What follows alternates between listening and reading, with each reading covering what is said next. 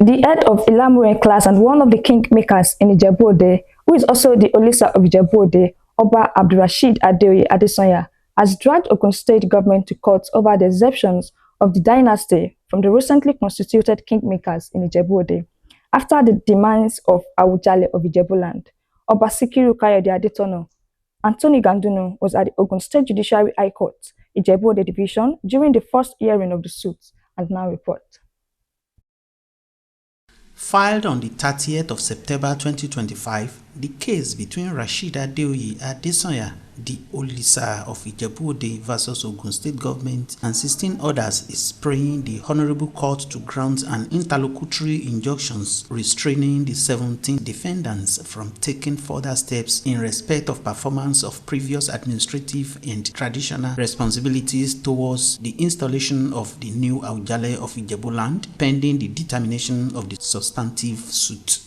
Presenting the case before Justice Kefrin Ogunsanya, Chief Afolabi Fashanu SAN argued for the acceleration hearing of the matter and faulted the composition of Administrative Council Committee on appointment of new Awujale of Ijebu land by Governor Dapo Abiodun without the inclusion of the Olisa of Ijebu Ode, who is the head of Ilamure and second in position to Awujale.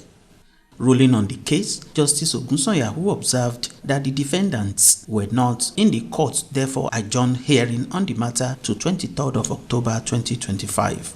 The plaintiff, while speaking with journalists shortly after the hearing, expressed his grounds with Ogun State government.